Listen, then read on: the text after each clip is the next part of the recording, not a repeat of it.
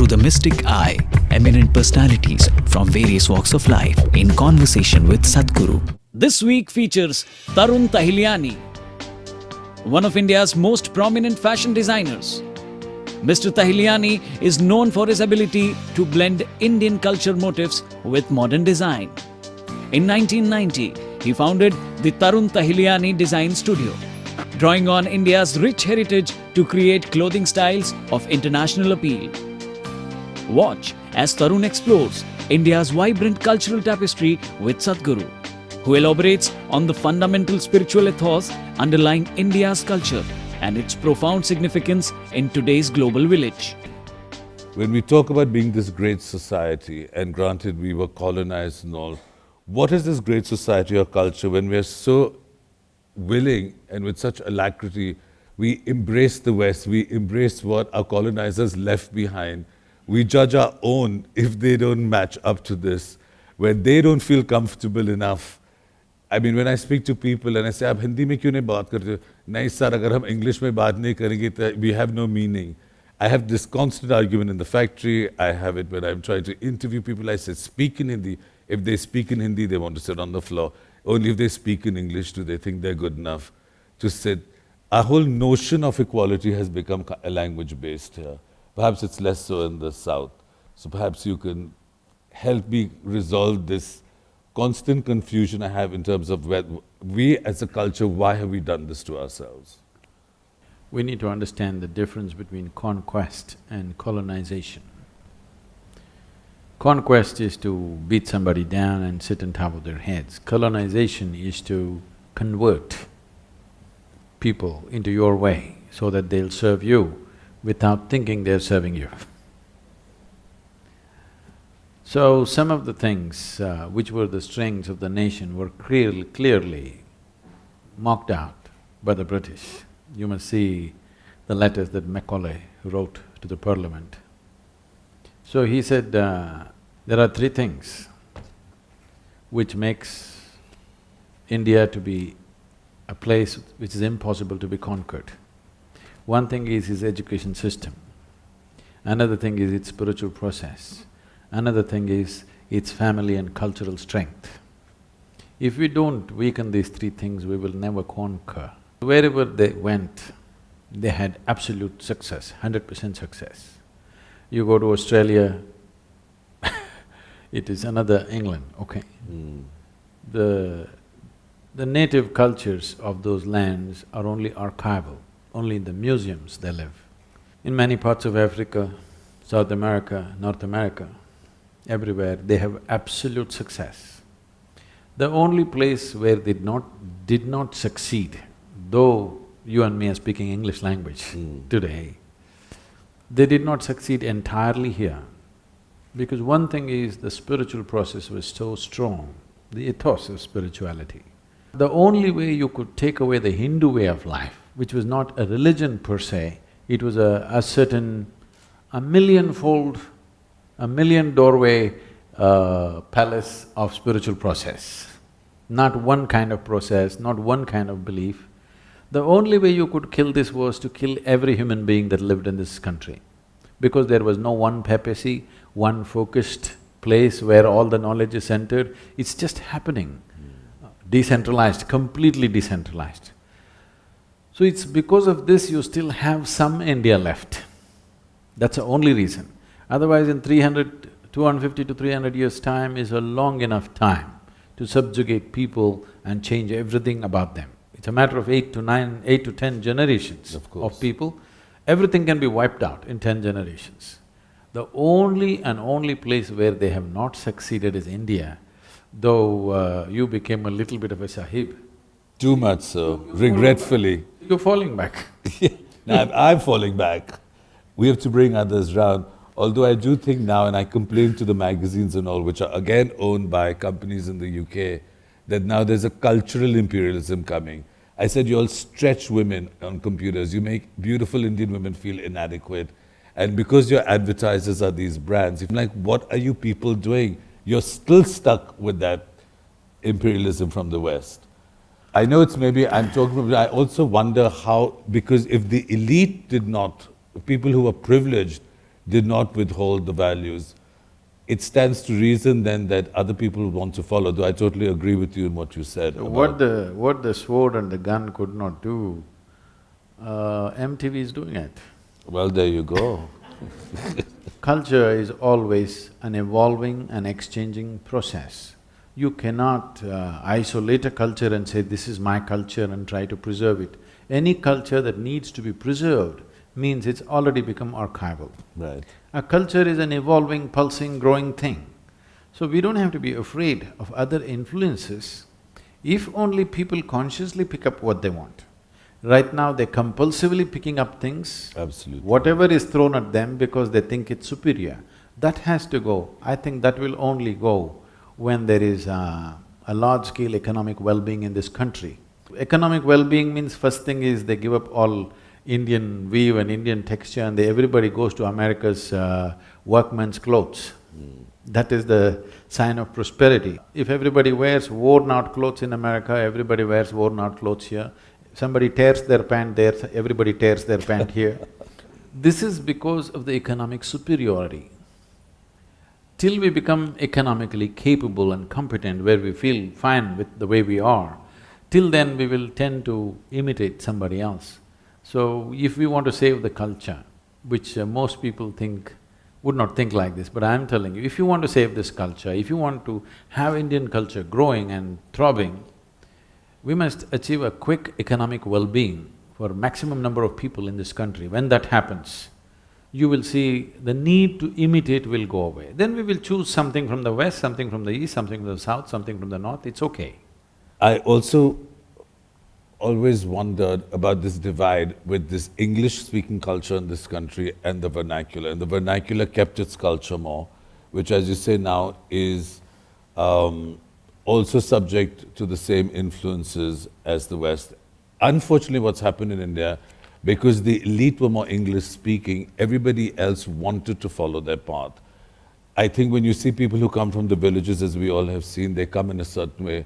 But today when you see their children who've grown up, say in Bombay and Delhi, even if they're in the slums, when you see kids coming out of the slums, you can't tell because they're all dressing in Western culture. They wear their torn jeans, they wear this, they wear something. So there's also a homogeneity coming into our society. How would you see this changing?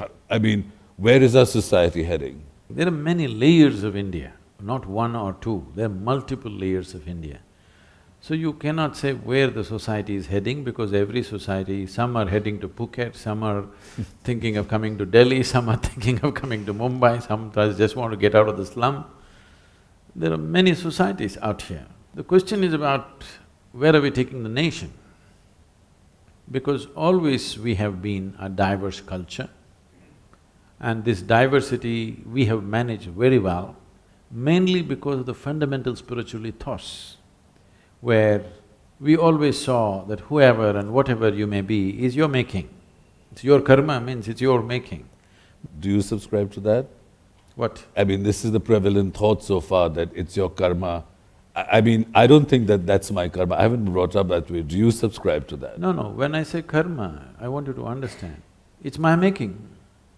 Whatever I am in my life is my making. It's the most dynamic way to exist. Slowly, this most dynamic way to exist has been kind of corrupted to become a fatalistic existence. Exactly. But if I told you this is God's will that you are doing well, then you have no choice. If I tell somebody who is not doing well, this is God's will, he has simply no choice, isn't it? That's the way he has to be. When I say it's your making, that means he can make it something else if he wishes. It is just that it has been wrongly put as if it's the end of the world.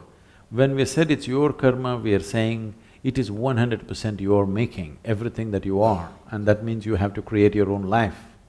So because of this, it is not that it's fully misunderstood, it's partially conveniently misunderstood to a point, but still this has kept people free of resentment and anger and hatred. That's why India is incapable of a revolution, you know.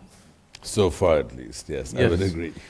Once you lose the spiritual ethos, if all this, even the terminology disappears from day-to-day culture, which is happening, I don't think today's generation is even using the word karma anymore. So once this disappears, then resentment will grow in people. Resentment and anger can lead to a revolution. A revolution can sometimes lead to well-being, but it only replaces one tyrant with another set of tyrants. Usually that's what it's done in the past. When many people today in the political sphere are talking in terms of anger being the only propelling force for change, we have never seen it that way in this nation. For thousands of years we've been here, we always saw anger is not the way to propel change. You can do it out of sheer human longing to be better. Every human being is constantly longing to be little better than what he is right now. Just that longing is enough to transform a society, an individual and the whole situation. If only you create the situation where everybody has the opportunity to find expression to that longing. It is not necessary you have to… If any major change has to happen, it has to happen with anger, brutality and blood. You know, people have gone to the extent of saying only blood moves the wheels of history. No, it need not be. It can be just human love, human compassion, human ingenuity, human intelligence can truly move the wheels of history. And that is the modern times. Now the information technology and other things is a clear manifestation that human ingenuity can change the world. It need not necessarily happen with blood and gore. Our lives have changed so dramatically in our own lifespan. How we were experiencing life 25 years ago and how we're experiencing life today, it's an unbelievable change. To go back to what I was asking you about what is held or what defines the spiritual space that made this Hindustan that people recognize and that has held us, if you could elaborate on that. This is a godless country. Tell me who is the god in this country? There are millions for different people, used to 36 million or something. Yeah. So, those millions of gods happened when our population was that much. Each one had their own. Yeah. So it's up to 1.3 billion gods now, so… We lost our imagination somewhere on the way. We became shy of creating gods because other people laughed at us, oh, you have so many gods. This is again inferiority complex. This idea that there's one god sitting up there, one big human being, of course a man, not a woman, sitting up there and controlling the whole universe and whatever, and this is all come because they think the existence is human-centric. We have never seen it that way. We know we are just a small speck in the universe, and tomorrow morning if we disappear, everything will be fine, nothing is going to go wrong. Absolutely. So this is something that we have always understood. The only reason why we are talking about a god is because we have no explanation for the creation. There's such a phenomenal creation and we don't know how. So simple childish explanation is there is one man sitting up there and doing all this stuff. The idea of God has entered our mind only because we are unwilling to admit that we do not know how all this happened. Because it's too phenomenal, too magical, the creation the way it is. Who did it means there must be somebody up there. If there was no creation, you would have definitely not thought of a creator, isn't it? Because the nature of your mind is logical. For everything, if there is a A, there has to be a B. This is how the logical mind thinks. So there is a creation, so there must be a creator. This is rudimentary logic. This is childish logic, which has led to all this. So we created gods and whatever else. In India, we never believed in a god. Here in this country, we're referring to the gods or the deities or yantras. Yantra means a machine that we created for our well-being. We clearly know we created it. Everywhere else, God created man. In this country, man created God and we are very conscious about it. Everywhere else also it's the same truth, they've lost the awareness about it. Now in competition with ignorance, we are also losing it. This is not a land which was created by morality. We are a completely amoral country, please see this. And it is a most beautiful way to live, because morality means persecution, morality means right and wrong. Once we come to right and wrong, tell me who is right, who is wrong? Always it's me who is right and you who is wrong. Yeah. Once right and wrong comes, you will create a very prejudiced world. So we never looked at it as right and wrong, we always saw it in terms of every life has to find full expression, so for that it needs nurture. How well you nurture it, that's how well it becomes. Like every plant, like every animal, a human being also needs nurture. And he needs external nurture and also self-nurture. Both are needed. So every life on this planet, how great it becomes or how puny it becomes is not dependent upon whether it's good or bad, it is dependent upon how much nurture it finds from outside and from within. So because we recognize this, no good and bad was fixed, no right and wrong was fixed, no high and low was fixed, everything was left open. People, travelers like 1200, 1400 years ago writing, or some people who came in the BC time, over 2000 years ago, they're writing, there is nobody to rob anything from you, no murderers, no killers, no thieves. We can't say much about that today, but but still our level of crime is way below anything else on the planet. I agree. People don't understand this. People think there's too much crime happening in this country. No. For example, 12 kilometers away from the ashram there is a police station which has 11 policemen allotted to it. In that one is a sub-inspector, 10 policemen. Out of that, 3 will always be on leave. So 7. Out of those 7, 2 will be on night duty, only 5 left. There is no vehicle, they only have a bicycle. Some of them have their own private TVS moped for which the government doesn't give gas. So if you call him and say there is been a murder, he will say, should I really come, anyway the man is dead. Call the ambulance, what will I do? I'm saying that is the level of law, or there is literally no law, okay? But still there is no great amount of crime. People are in such desperate conditions economically, some people are living up here, some people living here, nobody slits anybody's throat. This is spirituality.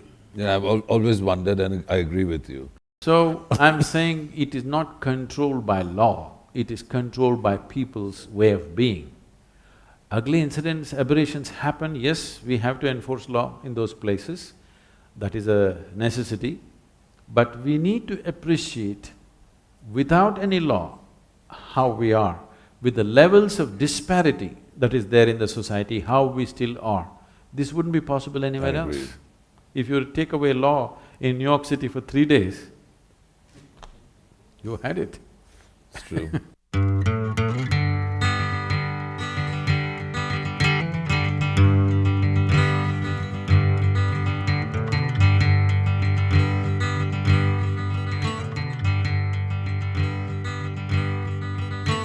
You have seen a display of some of the craft and Isha raiment.